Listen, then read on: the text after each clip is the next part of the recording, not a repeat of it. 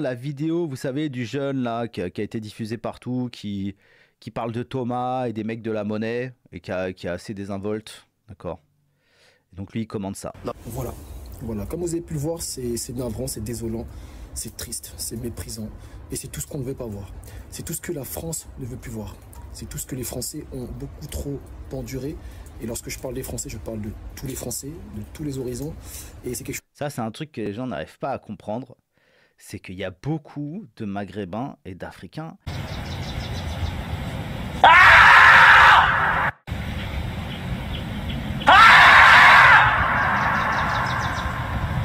Quand on en marre aussi, mais qui sont... Après, il faudrait qu'ils le reconnaissent aussi, ce monsieur, c'est qu'il y a une espèce de contradiction, de malédiction du tribalisme qui fait que même un mec comme Bassem, qui peut être extrêmement critique et violent dans ses propos contre les membres les plus toxiques de sa communauté, bah, au final, s'il y a tentative de résolution un peu anarchique, eh ben, il va se placer à côté de ces gens. T'as l'impression, enfin c'est ce qu'il dit, quoi. Donc on sait pas, en fait, on sait pas sur quel pied danser. Mais enfin, Tony, de quoi tu parles? Tu sais très bien de quoi je te parle, sale foireuse, sale punaise. Mais quoi, je comprends pas, enfin, écoute-moi un peu. Est-ce que tu sais ce que c'est qu'un hasard, Franck? C'est un porc qui ne vole pas droit. Tout à fait toi, Franck.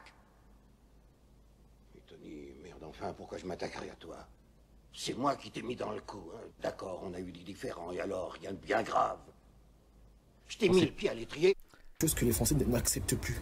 Et je pense que si tu marques clairement ton appartenance au camp d'en face, au camp de l'ordre, hein, comme un Tanguy David par exemple, même si Tanguy David c'est pas un exemple, hein, il y a des trucs bizarres avec lui, mais bref, c'est un mec, voilà, il n'y a pas de, je veux dire, il n'y a pas de possibilité de le récupérer. Et ben là, c'est une guerre totale qui lui est menée. Je sais pas s'il y a quelqu'un en France, à part Mila peut-être, qui a été autant harcelé, moqué, menacé que Tanguy David. Hein, bah avec tous les défauts qu'il a, attention, mais ce que je veux dire, c'est que... On n'a pas besoin que toute l'Afrique vienne se déverser en France. Tu profites aujourd'hui de la France, de ses biens, mais tu n'es pas français. Attends, l'aéroport. Maudit enfant là. Maudit enfant là. Quand c'est un mec comme ça qui s'assume, qui dit non, moi je suis pas entre deux, je suis pas en train de ménager la chèvre et le chou, je suis du côté de ceux qui veulent l'ordre, il se fait déchirer. Mais l'histoire montre que ce qui est inacceptable aujourd'hui était la norme il y a à peine 2 siècles. Des riches propriétaires de plantations du sud de l'Amérique possédaient des Noirs comme esclaves et en faisaient ce qu'ils voulaient si ces derniers ne faisaient pas exactement ce que leur demandait leur maître. Quasi inconnu du grand public, mettait notamment en scène le kidnapping, la torture puis la mise à mort d'un homme blanc par 2 hommes noirs. Près de 4 mois plus tard, le rappeur de 35 ans était jugé pour provocation directe à commettre des atteintes à la vie. Mais pour l'auteur-compositeur, la démarche n'était qu'artistique. Son but, selon lui, inverser les rôles pour éveiller les consciences sur le racisme. J'ai voulu mettre l'homme blanc à la place que l'homme noir connaît encore aujourd'hui. J'ai voulu créer un choc. Ou même Jean Messia. Jean Messia, je pense que c'est moins parce qu'il est moins jeune, donc il est moins fragile, parce qu'aussi il faut bien comprendre que la meute s'en prend toujours aux êtres les plus fragiles. Hein. C'est évident, aux femmes, aux jeunes, aux vieux, etc. Quand c'est un homme dans la force de l'âge, qui est très sûr de lui, c'est plus compliqué. Par exemple, moi, je me fais très peu harceler, par exemple. Je fais énormément de vues, je dis ce que j'ai à dire, personne ne me dit rien. C'est pas comme ça que ça doit se passer. Pas comme ça que ça doit se passer? Ça doit se passer comment? Mal.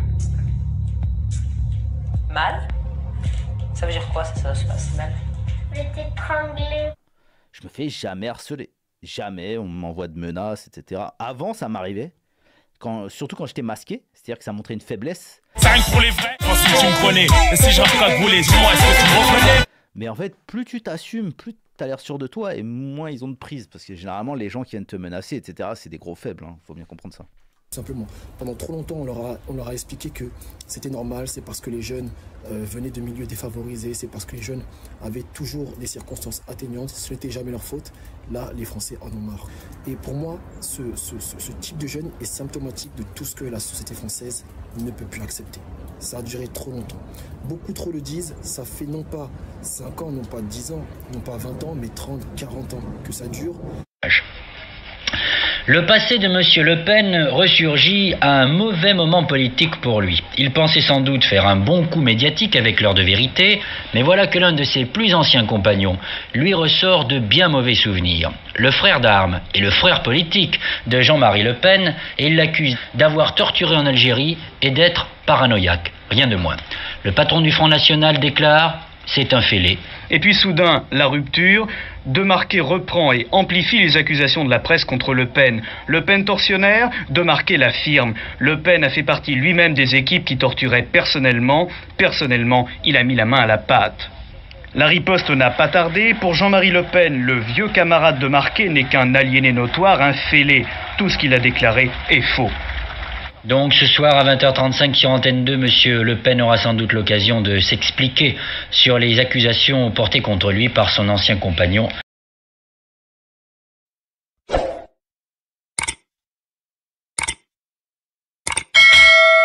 30-40 ans que les quartiers sont toujours associés à la violence, toujours associés à tout ce qui est de négatif dans notre société, toujours associés à tout ce que personne ne veut voir, tout ce que personne ne veut vivre en société lorsqu'on vit les uns les autres. Si l'État français dort et si l'État français laisse faire, et c'est ce que je pense, l'État français laisse faire, l'État français n'a rien à foutre, rien à faire que la jeunesse soit en totale perdition. Il y a 10 jours, la mort d'un enfant tué par balle à la Courneuve avait provoqué une vive émotion dans le quartier, dans la ville et dans toute la France. Nicolas Sarkozy avait provoqué la polémique en parlant de nettoyer la cité au Karcher. Eh bien aujourd'hui, il est retourné sur place pour parler prévention et affronter ses contradicteurs. Eh bien, les citoyens, eux, n'en peuvent plus. Et il est temps que ça s'arrête, il est temps qu'on parle à ces jeunes. Non pas parce qu'on les déteste, mais parce qu'on ne les supporte plus, tout simplement. Et qu'il est temps qu'ils arrêtent leurs conneries, il est temps que ça change. Le pire dans tout ça, vous savez ce que c'est? C'est que ces jeunes, lorsqu'ils font ça, ils pensent être dans leur bon droit, ils trouvent ça tout à fait normal. Pour eux, rien n'est choquant. Et ce qui va se passer, c'est que derrière ça, lorsque la polémique va exploser, ils se plaindront de subir le racisme en France. Ils se plaindront que les Français sont racistes. C'est pour ça que je voulais passer cette vidéo, je me souvenais pas, parce que je l'ai regardé, etc. Et puis là, je suis en train de me dire, mais en fait, il dit rien de spé. C'est cet aspect qui est très intéressant, qui est jamais évoqué, c'est que les mecs, en fait, ils se rendent même pas compte du niveau de violence, du niveau de toxicité dans lequel ils sont enfoncés.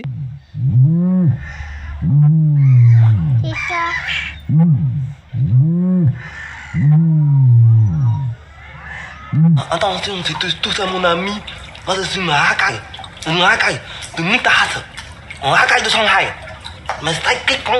Écoute, je parle pas votre langue. Du niveau de violence, du niveau de toxicité dans lequel ils sont enfoncés et dans lequel ils se vautrent, ils se réjouissent presque d'en être, alors qu'en vérité, ils sont juste perdus, d'accord ? Que les éléments vraiment toxiques, on va dire les démoniaques, qui sont vraiment animés par le mal et la pulsion de violence et de mort, etc., sont en vérité très peu nombreux. Hein, c'est toujours pareil, c'est toujours la même... partout, tu as toujours une quantité de leaders et une quantité de suiveurs.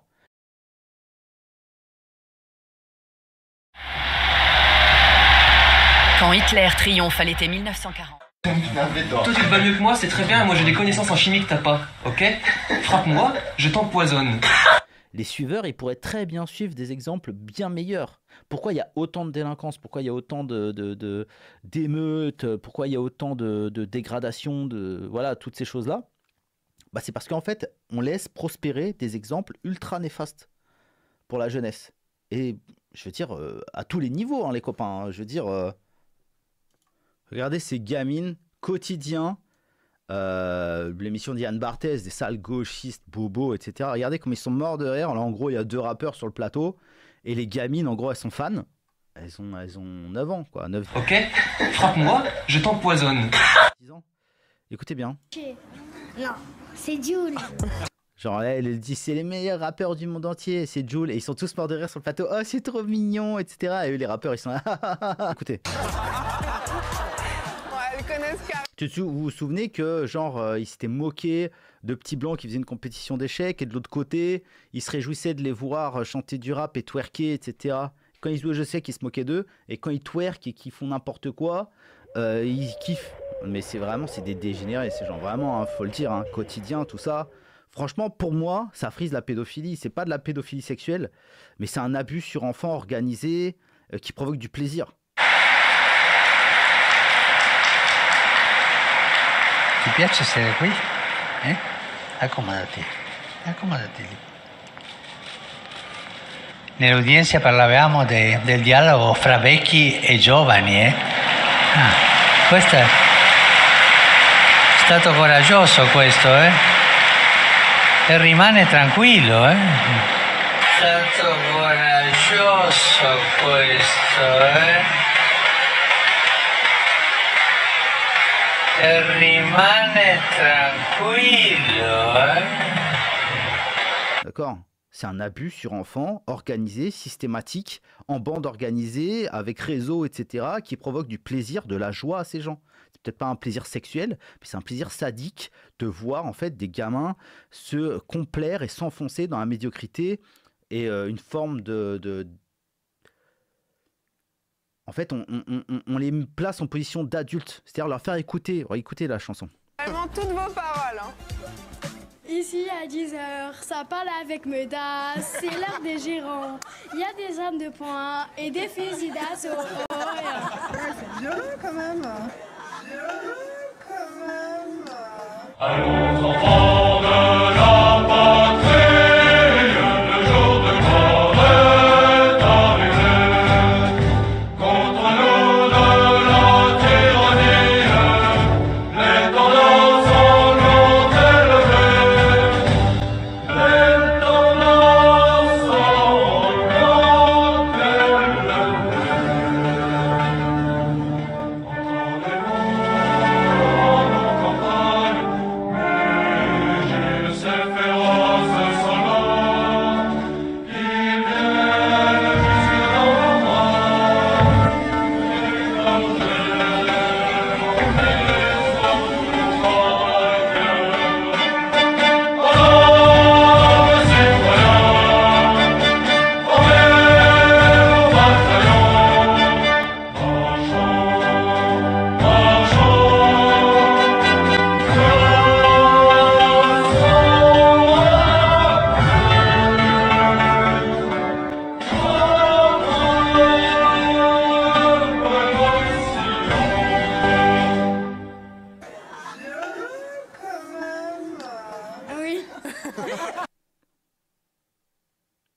Voilà. C'est une façon en fait de les plonger dans un âge qui n'est pas le leur. Voilà.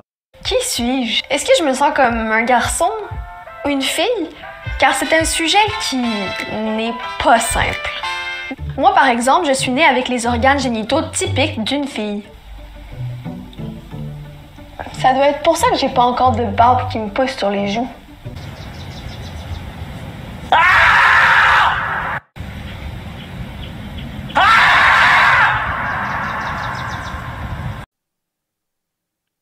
Voilà. Exactement comme avec les abus sexuels, d'accord? Moi vraiment, je suis extrêmement sévère avec ça. Moi, je mettrais en prison les gens qui organisent ça. Les parents, moi, je leur mettrais des... Je leur reprendrai pas leurs gosses, mais il faudrait rééduquer les parents aussi. Quand on sait que les gamins, ils passent leur temps sur les écrans, sur YouTube, à écouter ce genre de merde, en fait. Là, c'est un truc que les gens n'arrivent pas à comprendre. C'est qu'il y a beaucoup de Maghrébins et d'Africains. Comment la société peut continuer de laisser prospérer des rappeurs à 80 de QI qui font la promotion de la délinquance, du crime, de la vente de drogue, de la consommation de drogue, de tous ces trucs-là, du matérialisme le plus débile, du consumérisme, etc. Enfin bref, c'est 80 de QI, quoi. On est sur la carte, là. Hein. Donc, je veux dire, c'est une catastrophe. C'est organisé, c'est fait exprès pour que la classe moyenne... Parce que, rassurez-vous, hein, les gosses de l'élite, ils écoutent pas ça. Hein. Ils vont à l'opéra. Hein. Eh oh, les moins de 10. Les pauvres.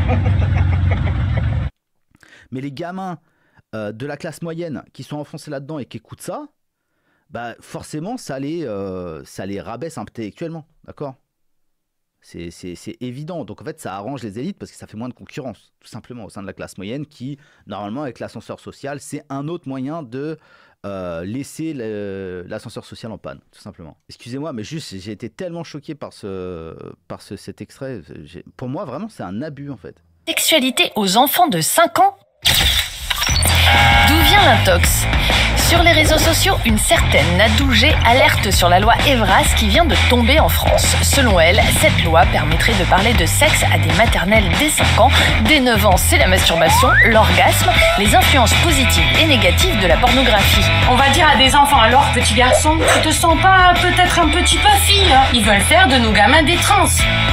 Le seul responsable de cette affaire, c'est moi. S'ils veulent un responsable, il est devant vous. Qu'ils viennent le chercher. Et ce responsable, il répond au peuple français et au peuple souverain. Et à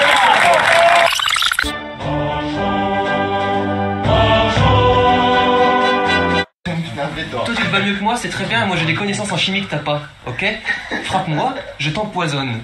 Pour moi, c'est un abus, faudrait mettre ces gens en prison. Voilà.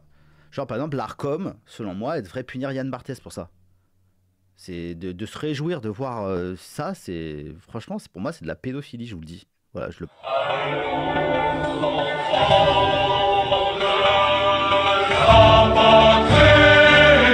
Ça, c'est... Franchement, pour moi, c'est de la pédophilie, je vous le dis. Voilà, je le pense vraiment. C'est ça qui est... Pas sexuel, parce qu'il n'y a pas que de la... Enfin, il faudrait trouver un autre mot, quoi. C'est un abus sur enfant, quoi. Vraiment, je décolère pas, ça me rend dingue. Ça me rend dingue. Peut-être pour moi le comble de l'ironie. Vous ne faites absolument rien pour qu'on vous aime, vous faites au contraire tout pour qu'on vous déteste. Vous êtes associé à tout ce qui est négatif. Vous êtes associé à tout ce qui est néfaste. Mais pourtant, vous exigez qu'on vous aime. Vous vous plaignez qu'on ne vous aime pas. Mais qu'est-ce que vous avez fait pour qu'on vous aime? Mais ça, c'est essentiel. Regardez, rien qu'à écouter les chansons numéro 1 au top 50, là. C'est Naps, machin, et le mec qu'on vient de voir, là. Les mecs, ils sont là, je vends la mort, je sais pas quoi, l'argent de la mort, l'argent de la mort. Le seul responsable de cette affaire, c'est moi. S'ils veulent un responsable, il est devant vous. Qu'ils viennent le chercher. Et ce responsable, il répond au peuple français et au peuple souverain. Et à Frappe-moi, je t'empoisonne. Et avec dans un château avec que des blondes à 4 pattes, ils sont tous les deux là dans le château, etc. Mais c'est catastrophique en fait. C'est catastrophique. Allons enfants de la patrie, le jour de gloire est arrivé. Contre nous de la tyrannie, les tendances ont élevées. Les tendances ont élevées.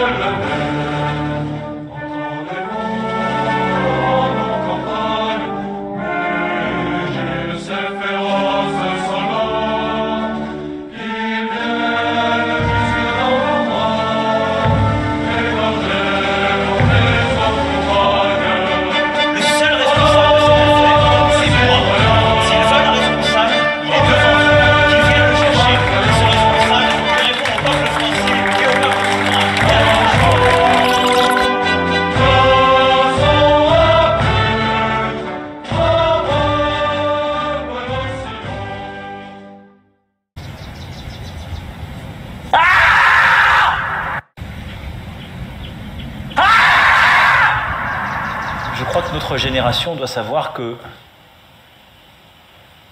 la bête de l'événement est là. Et elle arrive. La bête de l'événement est là. Et elle arrive. La bête de l'événement est là. Et elle arrive. Vous allez voir. Vous allez voir.